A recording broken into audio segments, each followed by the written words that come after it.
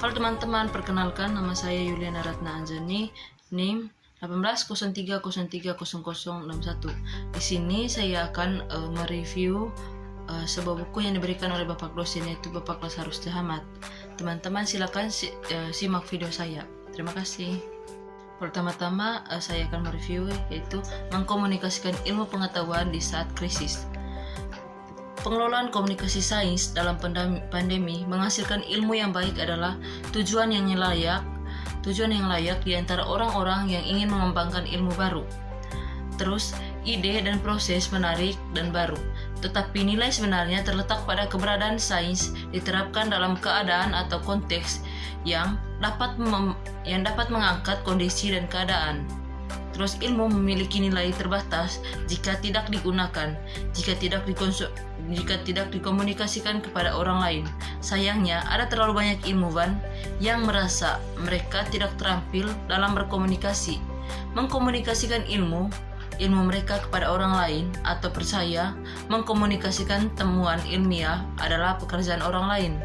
Ini adalah dua masalah yang sangat serius, dengan yang pertama menjadi kondisi takut disalahpahami, dan yang terakhir menjadi pola pikir respon yang salah tempat saudara kandungnya. Terlepas dari motivasi mana yang bekerja, sains dipikirkan ketika tidak dikomunikasikan secara efektif.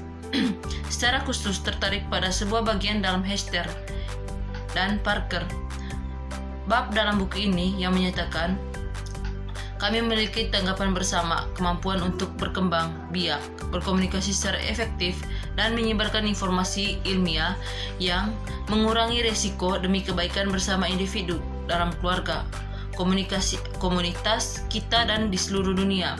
Jika tidak dikomunikasikan, apakah itu benar-benar sains? Masalah terpisah adalah masalah yang memberikan tanggung jawab lebih lanjut kepada para ilmuwan dalam peran mereka sebagai komunikator.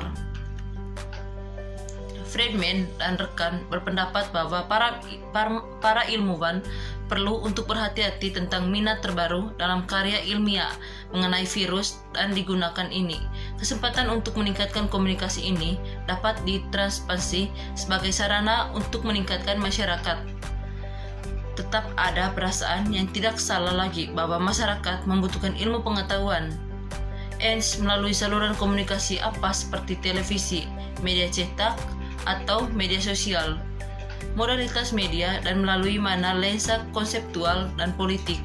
Secara seseorang difokuskan sangat berpengaruh dalam sebagaimana informasi sains diproses. Muhammad dan Marlene menjelaskan situasi dan sifat konseptual itu. Pesan ilmiah berpengaruh dalam menggambarkan informasi inilah sebagaimana dimaksudkan oleh para ilmuwan. Tidak luput dari kita bahwa sains dapat menemukan jalan keluar dari laboratorium atau lapangan tanpa keluar. Upaya tertekad komunikasi, namun jelas bahwa komunikasi dilakukan dengan benar dapat memindahkan temuan ilmiah ke rumah sakit, kantor, laboratorium, dan rumah dengan kecepatan yang lebih besar dan dengan keyakinan dan kenyamanan yang lebih besar. Sederhananya, ilmu yang baguskah menemukan audiens, namun audiens itu akan kecewa, bingung, dan frustasi, dinilai tanpa pesan strategis yang memperjuangkan, mempromosikan, dan menjelaskan kepraktisannya, kegunaannya bagi audiens. Tantangan ilmu komunikasi terlepas dari pendirian kami yang kuat dalam mengkomunikasikan sains. Kami sadar bahwa proses ini penuh dengan rintangan, cemoan, pengadilan, dan kesalahan. Kami akan mengeksplorasi beberapa tantangan yang lebih jelas dari komunikasi sains. Di bagian ini, isu-isu seperti kepercayaan, teori konspirasi, misinformasi, kebingungan publik, pesan bijaksana, dan integrasi informasi tampak besar sebagai hambatan bagi komunikasi ilmiah. Pemahaman mendasar dalam proses komunikasi adalah bahwa orang-orang tingkat kepercayaan dibagi di antara mereka yang mengirim dan mereka yang menerima pesan. Kepercayaan yang terkadang dicirikan sebagai kompetensi atau pengurangan ketidakpastian atau peningkatan prediktabilitas yang membantu untuk membangun legitimasi ilmu pengetahuan. Tapi yang harus dipahami adalah bahwa legitimasi sains adalah bagaimana hubungan antara sains dengan berbagai pengakuan kepentingan. Pemegangan dikelola. Salah satu cara untuk melihat kepercayaan dalam sains adalah dengan memeriksa beberapa argumen tentang kepercayaan publik terhadap sains, memberikan pandangan sederhana tentang bagaimana sains dipandang sebagai sarana untuk menanamkan kepercayaan pada masyarakat tentang sains. Ketidakpercayaan pada pesan atau komunikator menimbulkan pertanyaan serius tentang apa yang harus dipercaya dan nasihat apa yang harus diikuti. Ketidakpercayaan dapat mengalir langsung dari promosi kampanye, teori konspirasi yang merusak informasi yang sah dari ilmiah komunitas. Dengan meningkatkan paparan berita palsu, publik ditempatkan pada risiko yang lebih besar karena mereka bingung atau langsung diubah menjadi sudut pandang berita palsu. Lanjut di sini yaitu bagaimana kecemasan eksistensial membentuk komunikasi dalam menghadapi pandemi corona, kecemasan kematian, dan COVID-19. Mekanisme psikologis untuk memberikan keseimbangan emosional terutama paling penting selama bencana yang disebabkan oleh pandemi besar.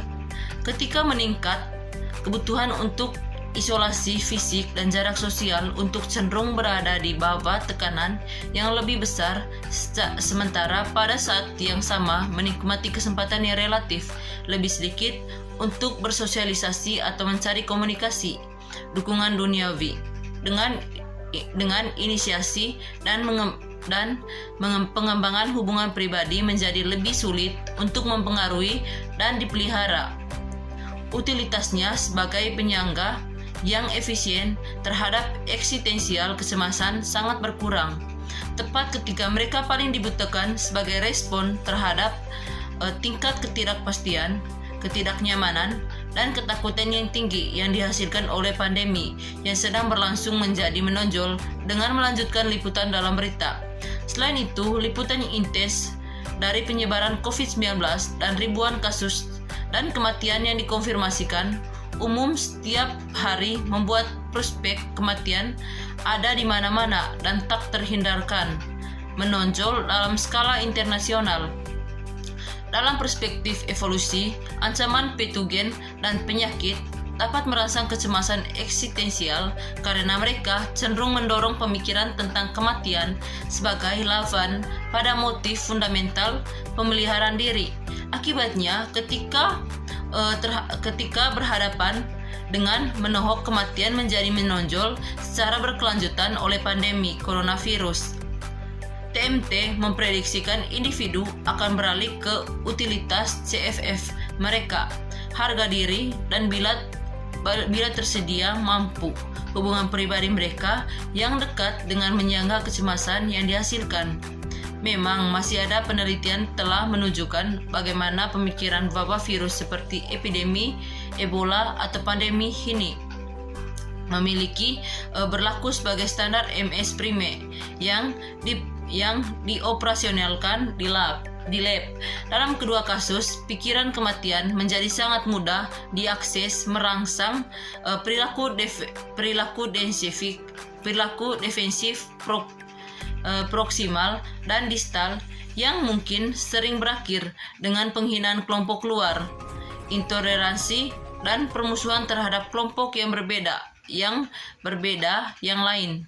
Mengingat sifat lakspa politik yang sangat terpolarisasi, bahkan sebelum pandemi COVID-19 mulai merenggut ribuan nyawa di Amerika Serikat, TMT memberikan penjelasan yang jelas untuk banyak intoleransi, permusuhan, kebesaran politik berdiri, mengkambing hitamkan, menyamarkan, dan menipu yang dilakukan oleh banyak politik pemimpin termasuk Presiden Amerika Serikat yang telah berkontribusi pada masalah dengan memperburuk infodemik yang sedang berlangsung.